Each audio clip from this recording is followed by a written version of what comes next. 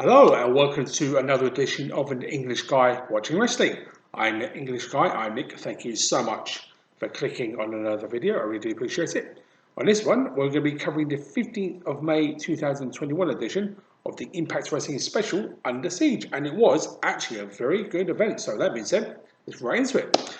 Opening matchup was between Brian Myers and Black Taurus, and continuing the feud that Brian Myers has been having with the K. It's been kind of interesting to watch, to be fair, because it's one man, it's three people, really. Brian Myers and, of course, the K.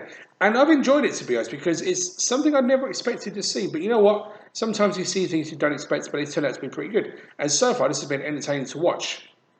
And Black Taurus losing was not a bad thing. Brad Myers has been very, very good in Impact Wrestling as of late. He's always been a constant professional, calls himself the most professional wrestler.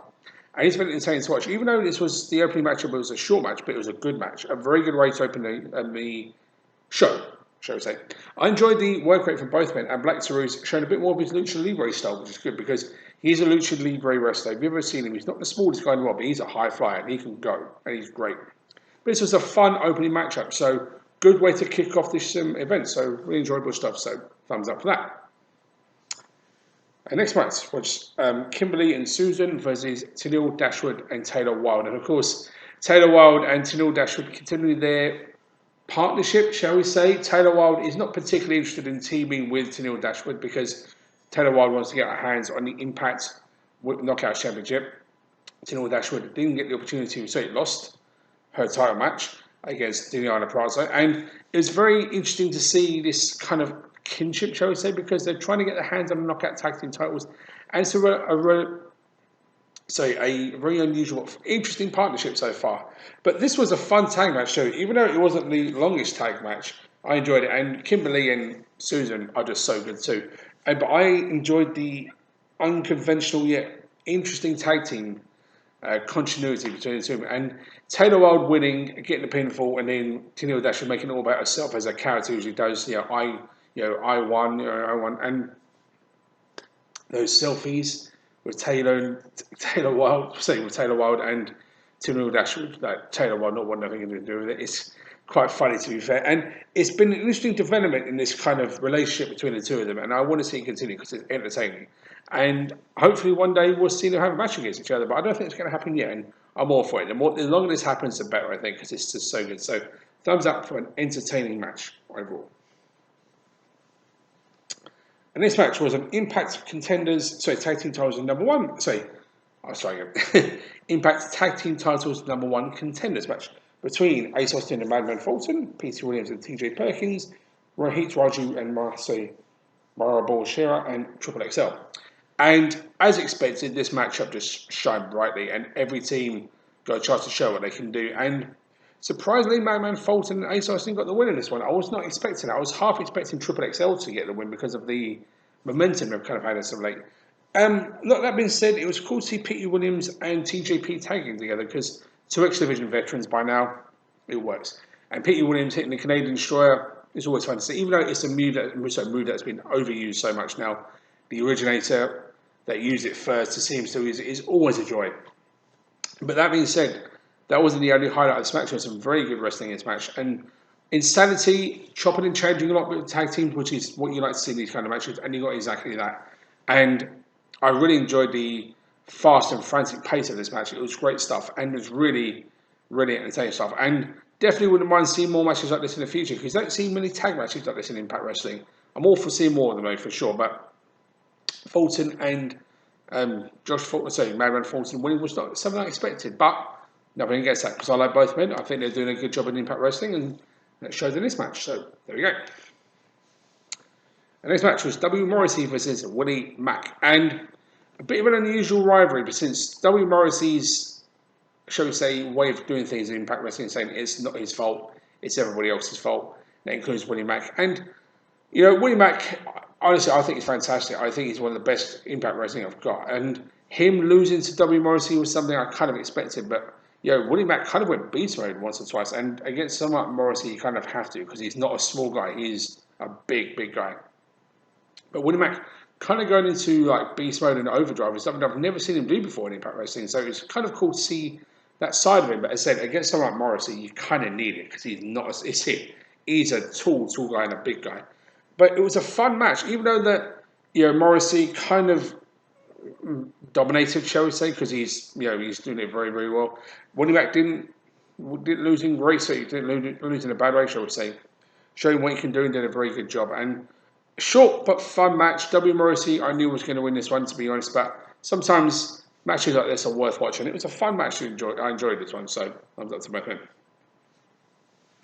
Then we had Fire and Flavour challenging for the Impact Knockout Tag Team Championship, held by Jordan Grace and Rachel Ellering. And it's been a bit of an interesting development as of late for the now former champions, since Fire and Flavour did win, as the fact they are kind of getting off the same page, because Jordan Grace has been a bit of a losing streak as of late in Impact Wrestling, and she did get the losing pinfall, and Fire and Flavour are now the two-time Knockout Tag Team Champions.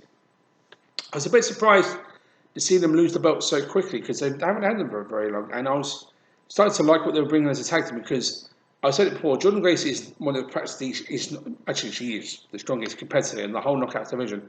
Very rarely do you get someone that's more or less the same strength as her, and Rachel Ellering is.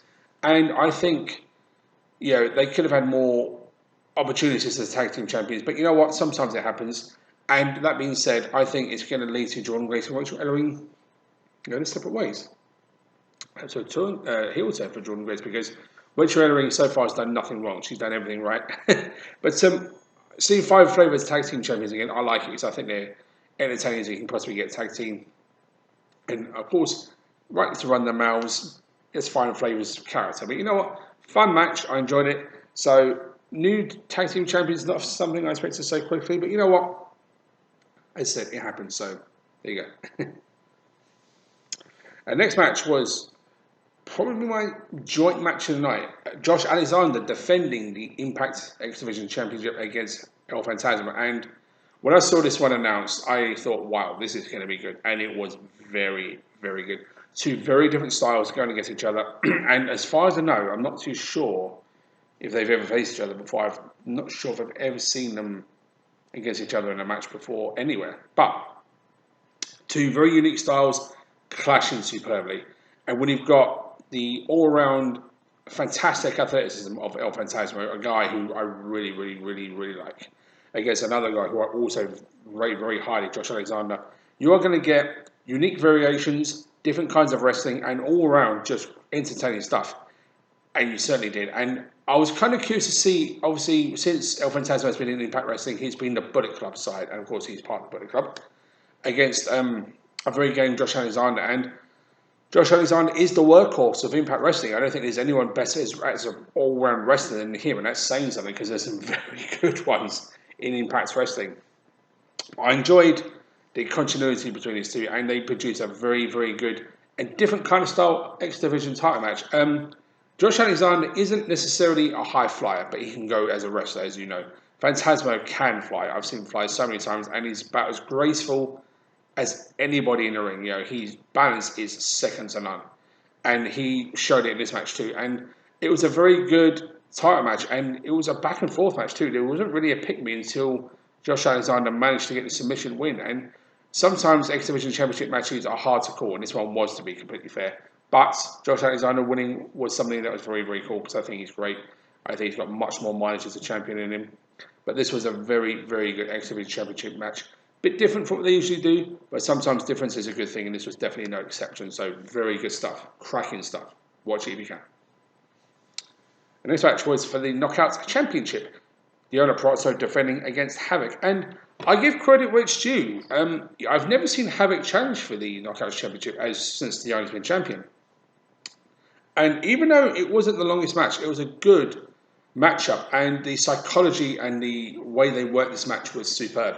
Obviously, Havoc being the much larger opponent against Deonna Purrazzo, arguably the best female technical wrestler in the world. And, obviously using her size against her worked to her fashion, because Deonna Purrazzo managed to get the Fujiwara armbar and retain the belt. And it was a very well worked, very well put together match by both ladies, to be honest. Havoc's size being used against her was a good way for Deonna to get the win, because Havoc was using her size to good advantage and hit Deonna quite hard more than once. But you know what? Someone's of Havoc's size, a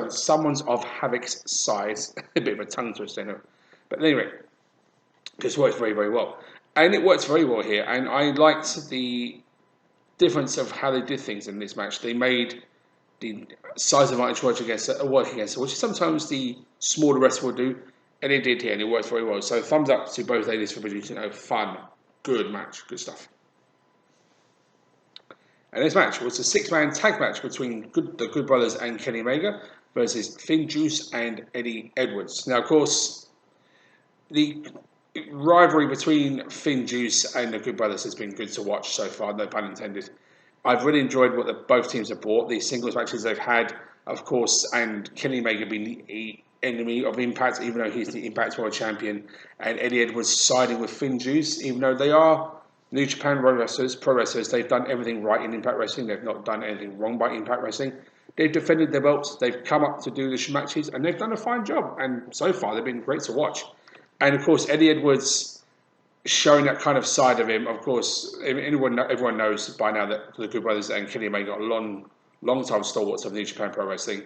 Finn Juice are currently signed to New Japan Wrestling. So it's been interesting to see how they've been playing that history and that mentality of each other, and about, of course, how Don Callis, Kenny Omega, and the Good Brothers, even though Callis and the Good Brothers are signed to Impact Wrestling, Kenny Omega is not. Obviously, using AEW as AEW them taking over. So AEW World Champion as well, of course. Good Brothers and Kenny Omega and Don Callis taking over, but Finn Juice not taking over because that's not how they do things. Was a very well put together. It was interviewed by Eddie Edwards before the match. That being said, the match itself was very good. All six men got a chance to show very brightly here, and Eddie Edwards and Finn Juice winning was the right call, I think. And of course, I've put Kenny Omega many times before, did very well in this match, but I think the real star of the match here was perhaps Carl Anderson. He did some very good stuff in this match, and Finn Juice shined once again. And this was a very good combination of six very different individuals, apart from Finn Juice and Good Brothers, but they showed real good six-man tag man action, good match, and very enjoyable. And I was a little bit surprised, to be honest, to see Eddie Edwards and Finn Juice win. But you know what? Sometimes it happens. Carl Anderson getting pinned happens as well. But this was a good six-man tag match and a very well thought-out match. The way they worked it, the way they put the things together, just worked very, very well. So I can't fault that. So thumbs up for that for sure. Which brought us to the main event, the six-man scramble match to determine the number one contender for the Impact World Heavyweight Champion. We had Sami Callihan versus Chris Bay versus Matt Cardona versus Trey Miguel versus Chris Sabin versus Moose. And of course, all six men have been trying to get their hands on the title for some time. And Trey Miguel, since returning, has had a quest to become the number one contender. Chris Sabin, of course, former World Heavyweight Champion in his own right. Chris Bay has never had the chance to do that. Matt Cardona has not either. Of course, Moose, the former TNA World Heavyweight Champion. And this was a very good main event, to be fair, and my other joint match of the night. All six men got a chance to show some very good wrestling. And again, a lot of chopping and changing like there was in the six-way tag match earlier in the night. This was no exception. So not six-way tag match, the number one contenders tag match earlier in the night, my apologies. But again, the chopping and changing between all six of these men was fantastic. And Moose winning was not something I expected. I expected Sami Callihan to win, but Moose kind of makes sense because Moose is a very different wrestler to Kenny Omega. I mean, to be honest, I think those two would have a world-class match because of the pure talent from both men. And I was half expecting Sami Callihan to walk away the win, obviously after the recent crusade, because he wants to represent Impact Wrestling, even though he's not the hero they want, but the hero they need, shall we say. So that was well put together. And Moose winning, like I said, was the right call, but this was a very good six-way scramble, and all six of them got a chance to shine, do what they do very well. And as I said, a great main event. I really liked it. Chris Bay shined very, very well. He had desire and showed he can be in the main event. Chris Sabin, what can you say? Chris Sabin is one of the most reliable wrestlers anywhere, and still so good after all these years. But the real MVP of this match was actually Moose. He did some very hard-hitting moves, some very good hard-hitting impacts. No pun intended. And again, showing that this year has been fantastic for him. He's been shining brighter and brighter and brighter as time has gone on. And I think him and Kenny Omega will be fantastic. So I'm really looking forward to that match. So definite thumbs up to all 6 men for producing a cracking main event. Check it out. Really good scramble match. And a shining example of how good Impact Wrestling is right now with the wrestlers they have. This was overall a very, very good show. And I said it before, in 2021, Impact haven't done much wrong. They've been going from strength to strength to strength. And, it's just been great to watch, and it's been great fun to cover, to be completely honest with you. So, on that positive note, I will end the review here. Thank you all so much for watching. I will see everybody next time. Until that time, take care.